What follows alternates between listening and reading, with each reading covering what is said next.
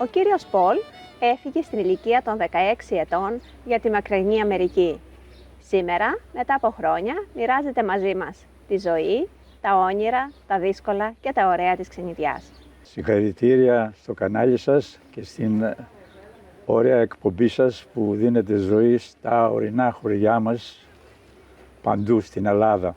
Συγχαρητήρια. Σας ευχαριστούμε από καρδιάς για τα όμορφα λόγια, κύριε Πολ. Εσείς εδώ στην Αναβρυτή γεννηθήκατε και μεγαλώσατε. Εδώ, ναι, μέχρι 16 ετών. Πώς ήταν η ζωή σας όταν ήσασταν παιδί εδώ στο χωριό? Οδυνηρή. Γιατί? Την χάνει να γεννηθήκαμε εγώ και οι υπόλοιποι χωριανοί μας που είναι στην ηλικία μου το έτος 1944, το οποίο ήταν οδυνηρό για την πατρίδα μας και περάσαμε τα ελέη του Κυρίου για να βιώσουμε. Νομίζω ότι πρέπει να μας δώσετε ένα μετάλλιο, αλλά το μεγαλύτερο μετάλλιο πρέπει να του δώσετε στους γονείς μας που καταφέρανε να βγούνε από αυτή τη δύσκολη περίοδο, γιατί μετέπειτα άρχισε το Αντάρτικο, άλλα 5 χρόνια μιζερίας και αθλίας καταστάσεως, αλλά μπορέσαμε και βγήκαμε από αυτό το στάδιο και τελικά οι γονείς μας πήγανε για μια καλύτερη ζωή, μεταναστεύσανε στο Μόντρεαλ, Κάναδα. Ήσασταν μεγάλη οικογένεια? 7 αδέλφια. Και εσείς ποια σειρά είχατε? Εγώ ήμουν ο πρώτο-τελευταίος. Σχολείο πήγατε εκεί? Βεβαίως, τελειώσαμε το δημοτικό σχολείο. Πώς ήταν η ζωή τότε? Ευτυχώς που βάλανε ένα σχέδιο Marshall και μπορέσαμε και πίναμε ένα ποτήρι γάλα, τρώγαμε ένα κομμάτι ψωμί καθάριο, γιατί πρώτα είχαμε μόνο τον μπομπότα και το βουτάγαμε στο νεράκι για να φάμε. Όποιος είχε ένα κομμάτι τυρί έτρωγε, άλλοι δεν είχαν. Αυτή ήταν η κατάσταση μέχρι που τελειώσαμε το δημοτικό σχολείο. Οι γονείς σας τι εργασίες κάνανε? Η μάνα μου ήταν στα κτήματα, η γιαγιά μου μας ανάθρεφε, ο πατέρας μου ήταν χασάπης, καπνέμπορος και ό,τι μπορούσε για να επιβιώσει να έρθει να μας αναθρέψει αυτά τα παιδιά. Και τελικά τα κατάφερε, αλλά ένας φεύγαμε για τον Κάναδα. Άλλες εικόνες, κύριε Πόλο, από το χωριό που σας έχουν μείνει χαραγμένες στη μνήμη σας όσο ήσασταν παιδάκι εδώ? Ναι, περιμέναμε το λεωφορείο τότε, το διπλανό χωριό, γιατί εμείς δεν είχαμε τότε λεωφορείο. Πηγαίνουμε με τα πόδια να δούμε αν ήφερε μια μπάλα να παίξουμε στο προάβλιο της εκκλησίας και του σχολείου. Αυτή ήταν η μπάλα που ακούγαμε τον Ολυμπιακό, ακούγαμε τον Παναθηναϊκό και θέλαμε και εμείς να γίνουμε ένας παίκτης αυτής της ομάδας. Αλλά δεν είχαμε μπάλα. Και παίζαμε ένα χειροπιαστό, το λέγαμε τάλια και ταλιόνι. Το παίρναμε έτσι και παίζαμε και μετράγαμε. Αυτό ήτανε, παίζαμε τα πεντόβολα. Δηλαδή τα φτωχικά άτομα που δεν χρειαζόταν να χαλάσεις ούτε μια δεκάρα. Αυτά ήταν τα χειροποίητα παιχνίδια που θυμόμαστε τότε. Η απόφασή σας να φύγετε για την ξενιδιά, πότε πάρθηκε? Όταν έβγαλα το σχολείο, δεν μπορούσα να φύγω, να έρθω γυμνάσιο, διότι είχα το μικρό αδελφό μου και τη μάνα μου και ήμουνα εγώ να εκπληρώσω τις ανάγκες που είχε το χωριό. Φτιάχνανε δρόμο και έπρεπε ο αρχηγός της οικογένειας έγινα εγώ. Έπρεπε να φέρω νερό στους εργάτες που βαράγανε φουρνέλα για να ανοίξω το δρόμο, αλλιώς έπρεπε να πληρώσουμε πρόστιμο. Τελικά τελείωσε ο δρόμος, έγινε, εμείς φύγαμε. Αλλά πριν φύγω, όταν ήμουν 10 ετών, ο μεγάλος αδερφός μου ήταν ιεροψάλτης και με έμαθε πρακτική ψαλτική. Όταν ήμουν 12 ετών, μου λέει η μάνα μου, ξύπνα Αποστόλη, πρέπει να πας να ψάλεις γιατί ο αδερφός σου έχει πάει για κυνήγι. Πήγα στην εκκλησία, ανάλαβα το αναλόγιο, βγαίνοντας στη λειτουργία, έρχεται ένας παπάς ψηλός, με γένια, με το χέρι του Αγίου Πολυκάρπου, το οποίο πηγαίναμε με το χέρι του Αγίου Πολυκάρπου και μαζεύανε κάτι για τους μοναχούς, για τις μοναχές. Έρχεται στο αναλόγιο και μου λέει, πώς σε λένε? Λέω, Αποστόλη. Πόσο χρόνο είσαι? 12. Μπράβο παιδί μου, να έχεις την ευχή μου, 12 χρονών και έβγαλες όλη τη λειτουργία μόνος σου. Ευχαριστώ παππούλη, λέω, αλλά μου είπε ο πατέρας μου, ο οποίος έρχεται εδώ, ξένος, να τον παίρνω στο σπίτι. Όχι παιδί μου, θα πάμε να κάνουμε αγιασμό, έπεσε ακρίδα κάτω στο ρέμα, σε κάτι χωράφια και φύγανε. Τελείωσε εκεί, μετέπειτα 16 ετών έφυγα για Καναδά, Μόντρεαλ, Καναδά. Ήρθε ο μεγάλος μου αδερφός, με πήρε εμένανε με το αεροπλάνο, το ΕΛΑΛ τότε, πρώτη φορά πηγαίναν όλοι με τα βαγαπόρια, 25 ώρες, 25 μέρες. Ο αδερφός μου με πήρε με το αεροπλάνο και με πήγε Μόντρεαλ. Είχαν φύγει τα αδέρφια σας για το εξωτερικό? Τα μεγάλα, ναι. Ήταν η εποχή τότε που μετανάστευε? Το 60 μεταναστεύαν όλοι. Πολλές κοπέλες μεταναστεύανε και από τη Πελοπόννησο και από παντού και γινόντουσαν δούλες στους Εβραίους που είχαν τα λεφτά και πληρώνανε. Οικοκυρές δηλαδή. Θυμάστε σκηνές μετανάστευσης στο χωριό, πώς γινόταν οι αποχαιρετισμοί και όλα αυτά?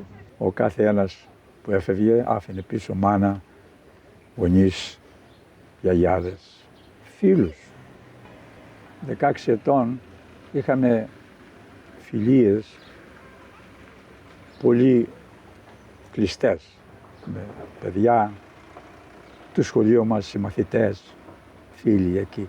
Αυτό ήταν το πιο δύσκολο που αφήσαμε πίσω. Ο δικός σας αποχαιρετισμός πώς έγινε? Ακριβώς το ίδιο. Και εγώ τις ίδιες αισθήσεις είχα. Τα άφησα πίσω όλα. Και φύγαμε για ένα καλύτερο μέλλον αύριο. Την ευχή της μάνας ποια ήταν όταν φύγατε? Παιδί μου στο καλό.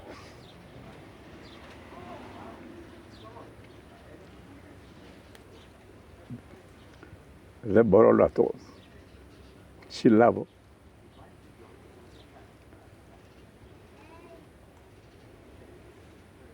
Αυτό ήτανε.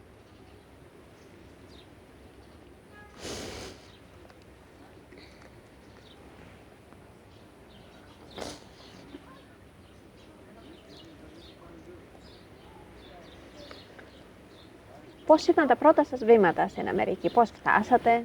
Ήμουν πολύ τυχερός διότι ήταν τα αδέρφια μου και ο πατέρας μου εκεί. Και με καθοδηγήσανε τα πρώτα βήματά μου. Με στείλανε στη σχολή να μάθω τα εγγλέζικα και τα γαλλικά. Όταν προσγειώθηκε το αεροπλάνο στον Καναδά, πώς σας φάνηκε αυτός ο τόπος? Ο Κάναδας τότε ήταν σαν να πας από εδώ στο La La Land που λένε, στη Φλόριδα, εκεί που πηγαίνουν όλοι τα παιδιά, χαρές, πολυτέλειες, τα πάντα. Όπως πάμε από εδώ, κάτω στα Εμιράτα, που βλέπεις όλες τις πολυκατοικίες, τα πάντα, όλοι και θέλουν όλοι να πάνε εκεί, έτσι και εμείς τότε αισθανθήκαμε το ίδιο.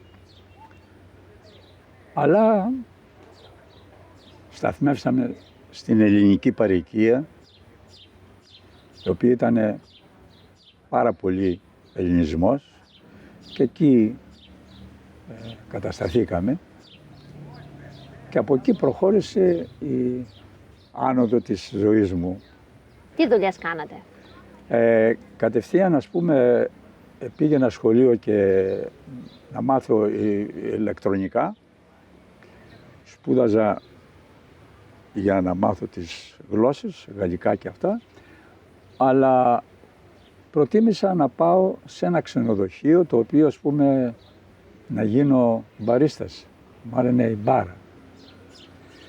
Και εκεί μια κυρία Ιταλίδα με έμαθε να κάνω τα ποτά, όλα τα διάφορα. Ένα χρόνο έμενα μαζί της και μετά προχώρησα σε ένα ξενοδοχείο, το οποίο ήταν πολυτελέστατο. Το πρώτο ξενοδοχείο το λέγανε Chateau Champlain, το οποίο έγινα μπαρίστας μέσα στις μπάρες και μετά από ένα χρόνο έγινε διευθυντής σε 10 μπάρες.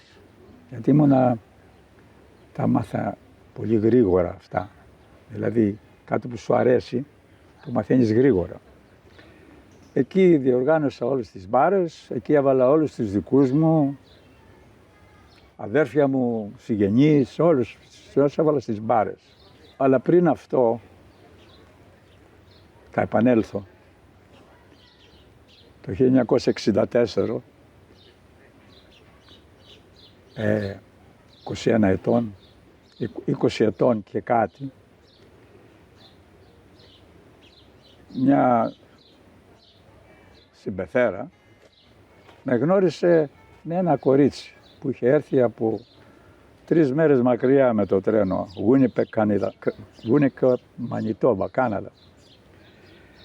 Λέει στην οικογένειά μου, στα αδέρφια μου, είναι ένα καλό κορίτσι, ήρθε να το γνωρίσει ο αδερφός σας, μήπως κάνουμε κάποιο συγκέσιο. Ήρθε το κορίτσι, όμορφο, ωραίο, σεμνό. Πέρασε μια εβδομάδα, 2,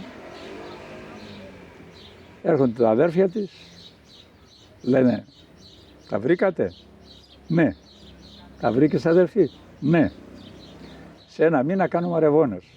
Απάνω στις αρεβώνες ήρθε ο παπάς, είχε την εικόνα της Παναγίτσας, τις αρεβώνες, τα δαχτυλίδια, και δίπλα ήταν μια φωτογραφία ενός παπά. Λέω, η φυσιογνωμία αυτού του παπά είναι γνωστή μου. Ποιος είναι? Αυτός ήταν ο πατέρας μου, λέει. Πήγαινα με το χέρι του Αγίου Πολυκάρπου? Μου λέει, ναι. Το γνώρισα όταν ήμουν 12 χρονών. Ήρθε στην εκκλησία μου και μου έδωσε την ευχή του. Αυτός ήταν. Όλα για κάποιο λόγο γίνανε. Για κάποιο λόγο γίνανε. Τελικά, το 1967 άρχισε το Expo, το 67 στο Μόντρεαλ, και εκεί εγώ έγινα διευθυντής σε όλα τα παβίλια που σερβίραν σαμπάνια σε όλους τους εκλεκτούς του κάθε κράτους. Εκεί γνωρίσαμε όλους τους βασιλείς, βασιλιάδες, πρωθυπουργούς και τους καλλιτέχνες. Εκεί γνώρισα το βασιλιά Κωνσταντίνο, ο οποίος ήταν βασιλιάς ακόμη. Τελικά φεύγουμε από εκεί, το επόμενο χρόνο μεταναστεύσαμε Νέα Υόρκη. Για καλύτερο ήταν και ο μεγάλος μου αδερφός πήγε εκεί και τελικά καταλήξαμε εκεί πέρα. Εντάξει, η Αμερική ήταν πιο ανώτερη από τον Κάναδα, είχε πιο πολλά λεφτά, είχε πιο... Εκεί έκανε την οικογένεια, εκεί το πρώτο μου παιδί γεννήθηκε στο Μόντρεαλ, έχω 5 παιδιά, όλα τα υπόλοιπα γεννήθηκαν στη Νέα Υόρκη. Εκεί μεγαλώσαμε, εκεί κάναμε την οικογένεια, εκεί κάναμε... Αλλά διατήρησα την ίδια τη δουλειά σε ξενοδοχεία και ένα ξενοδοχείο που είχα 40 σερβιτόρους, ήμουν διευθυντής και πήρα όλους πάλι τους χωριανούς μου εκεί πέρα και τα αδέρφια μου. Οι σχέσεις με την ελληνική κοινότητα? Έτυχε να γνωριστώ με όλα τα στελέχη της ομογένειας. Εκεί κάναμε την αδελφότητα, ναυπακτιακή και τα περαιτέρω. Είμαστε όλα σε όλα μέσα. Εκεί γινόντουσαν δεξιώσεις, εκεί είχαμε τις εκκλησίες μας, ας πούμε, που εξεργαζόμασταν. Ήμασταν ενωμένοι, πάρα πολύ ενωμένοι. Και προσπαθούσαμε και έλεγα, παιδιά, πρέπει να γίνουμε Μακβέι, να στηρίζουμε την ομογένεια και τη θρησκευτική μας ταυτότητα. Ήταν ένα δίδαγμα για μας που μπορέσαμε και βιώσαμε εκεί πέρα και γίναμε Μακβέι και για την πατρίδα μας. Την προτιμήσαμε να ερχόμαστε πάλι εδώ, όπως πολλοί παλαιοί που γυρίσανε και βοηθήσανε την πατρίδα μας και συνεχίζουμε ακόμα να το κάνουμε αυτό.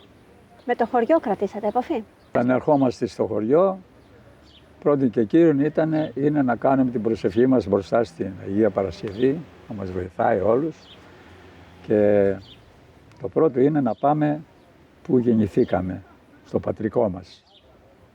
Εκεί να καθίσουμε, να πει ο ένας την ιστορία, πώς περάσαμε τότε, πώς ήταν η μάνα μου με τον πατέρα μου που μένανε μετά μόνοι τους και τα παιδιά της ήταν στο εξωτερικό. Επιστρέψαμε το 69 όλα τα αδέλφια. Πώς ήταν η μάνα με τον πατέρα? Η μάνα μου, να σας πω, πολύ καλή. Πολύ καλή. Καλύτερη κυρία και καλύτερη πίστη στη θρησκεία μας. Ο πατέρας μου ήταν αλλιώτικος, ήταν του καφενείου, ήταν αυτό, πήγαινε από εδώ από εκεί, αλλά η μάνα μου ήταν πιστή. Πάρα πολύ.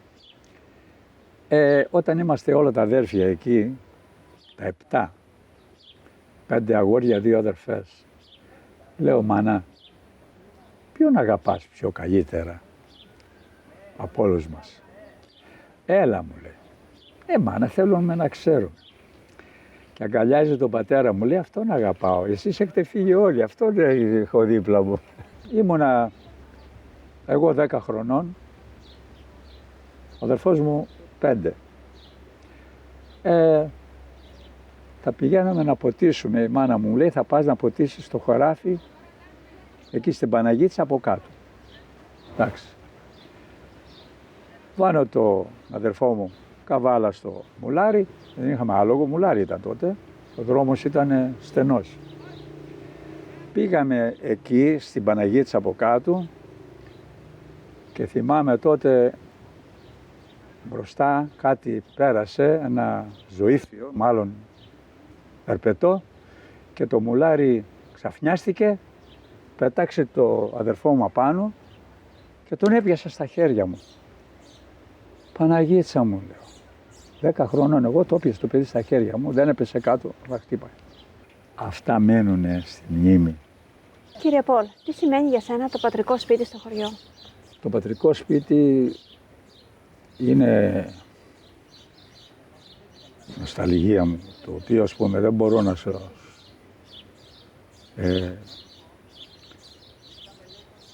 Ήμουνα 4 ετών όταν το φτιάχναν το πατρικό μου και κουβαλούσα κι εγώ πετρούλες στο πατέρα μου και στους μαστόρους για να το θυμάμαι. 4 ετών, θυμάσαι πολλά, άμα μπορέσεις και γυρίσεις πίσω τον χρόνο. έχει μείνει μέσα μου αυτό εδώ. Δεν μπορεί να το βγάλει κανένας. Πώς συγκρίνεις την Ελλάδα με την Αμερική? Η Ελλάδα έχει προχωρήσει τόσο πολύ που αν η Ελλάδα ήταν αυτή που είναι σήμερα όταν ήμουνα στην εφηβεία μου, δεν θα έφευγα ποτέ. Πρώτη κύριον, ούτε τα αδέρφια μου θα φεύγανε. Τότε με τώρα η Ελλάδα έχει προχωρήσει πολλά χιλιόμετρα σε ύψος. Κάποιοι λένε ότι οι Έλληνες του εξωτερικού είναι 2 φορές Έλληνες. Για σας ισχύει αυτό ναι, αυτό μπορεί να το πεις. Είναι όπως είναι, η γιαγιά λέει το παιδί του παιδιού μου είναι 2 φορές παιδί μου. Ακριβώς είναι το ίδιο. Νοσταλγίες στο χωριό όσο είσαι στην Αμερική? Κάθε μέρα. Κάθε μέρα. Και πάντα ρωτάω. Όταν κλείνεις τα μάτια να κοιμηθείς, κύριε Πολ, ποια εικόνα, ποια μυρωδιά σας έρχεται στο νου σας? Φυσικά έρχεται η εικόνα της μάνας μου, του πατέρα μου. Πάντα. Παναγίας. Η μυρωδιά είναι το έλατο. Πάντα στο χωριό μας είχαμε το έλατο που μύριζε τόσο ωραία. Και τα σπάρτα. Αυτές οι μυρωδιές είχαμε. Αλλά η μυρωδιά του χωριού, θα σας πω, τα σίκα μας, τα σταφύλια μας, τα κεράσα μας, τα ωραία, τα κόκκινα, τα ξανθιά. Όλα αυτά ήταν διχουδιές ή μυρωδιές που δεν φεύγουν από μικρό παιδί, τις έχουμε πάντα. Στην ξενιδιά που ζείτε τόσα χρόνια, ποια ήταν η πιο δύσκολη μέρα σας? Η πιο δύσκολη μέρα μου ήταν όταν έγινε η διάγνωση της σύζυγός μου ότι κατήλθε με Alzheimer's. Κράτησε 12 χρόνια. Μεγαλύτερο για μένα χτύπημα στη ζωή μου. Τι σημαίνει για σένα αυτός εδώ ο τόπος? Το παν της ζωής μας. Το παν. Ο τόπος εδώ είναι το είναι μου. Ποτέ δεν αρνήθηκα τον τόπο μου, πάντα τον αγαπάω, νοσταλγώ. Για μένα η αναβλητή είναι ο πατέρας μου, η μάνα μου, η γιαγιά μου, τα αδέρφια μου, οι συγγενείς μου και όλο το χωριό που έζησα στην εφηβεία μου. Πώς σας φαίνεται το χωριό τώρα? Πανέμορφο. Το μόνο που λείπουνε πολλοί που αφήσαμε πίσω. Αλλά βλέπω την νεολαία που επιστρέφει στο χωριό της Αγίας Παρασκευής στην εκκλησία μου. Έμεινα κατάπληκτος, η πλατεία γεμάτη, ο κόσμος 300 άτομα, 400 άτομα, έγινε το καλύτερο πανηγύρι που είχε γίνει, για πολλά χρόνια δεν είχε γίνει, όταν ερχόντουσαν τα κλαρίνα παλαιά. Αυτό ήταν το πιο ωραίο που έγινε για την αναβρητή και εύχομαι να το κάνουν κάθε χρόνο. Τι μήνυμα θα θέλατε να περάσετε, κύριε Πολ, στα νέα παιδιά, να μείνουν, να γυρίσουν πίσω στο χωριό και στις ρίζες τους? Φυσικό είναι, όπως και εγώ έχω νοσταλγία για το πατρικό μου και διατήρησα το πατρικό μου μέχρι σήμερα. Αυτό θέλω και στη νεολαία, η οποία έχει φύγει άλλοι για το εξωτερικό, άλλοι για Αθήνα, άλλοι για τις μεγαλύτερες πολιτείες της Ελλάδος, να επιστρέφουν στο χωριό, να κρατάνε τα πατρικά τους σπίτια, να γυρίζουμε κι εμείς και να βλέπουμε αυτή την ωραία ομορφιά των σπιτιών μας, που είναι πετρόχτιστα, ωραία, με τα παλιά παντζούρια τους, με την ωραία θέα τους. Θα είναι ευχές έργο στη νεολαία να μπορέσει να επιστρέφει στο χωριό, να δει αυτά τα ωραία, να θυμούνται τους παππούδες, τις γιαγιάδες που δώσαν τα πρώτα βήματα. Μια προσωπική σκέψη, μια φράση που να συνοψίσει τη ζωή σου, κύριε Πολ, ποια θα ήταν αυτή? Έχω διαβάσει το βιβλίο «Το Καβάθι» Και όπως ο Οδυσσέας έφυγε από το νησί, πήγε και ξαναγύρισε στην πατρίδα του. Αυτό θα ήταν το δικό μου, η δική μου επιλογή. Κύριε Πολ, θέλουμε να σας ευχαριστήσουμε μέσα από την καρδιά μας που μας δώσατε την ευκαιρία να σας γνωρίσουμε και εσάς καλύτερα, να επισκεφτούμε το χωριό σας και να ακούσουμε τη δική σας ιστορία ζωής και είμαστε ευγνώμονες γι' αυτό. Ευχαριστώ πάρα πολύ για το κάλεσμα. Ευχαριστώ το συνεργείο σας και ευχαριστώ τη διάθεση που είχατε να κάνετε αυτήν την εκπομπή εδώ στον τόπο που μένομαι, που λέγεται Ναύπακτος, και φυσικά ας πούμε το πατρικό μου που λέγεται Αναβρητή. Ξέρω ότι προωθείτε το κάθε μέρος της Ελλάδος, αλλά αισθάνομαι ιδιαίτερα ευχαρίστηση για το δικό μας το χωριό.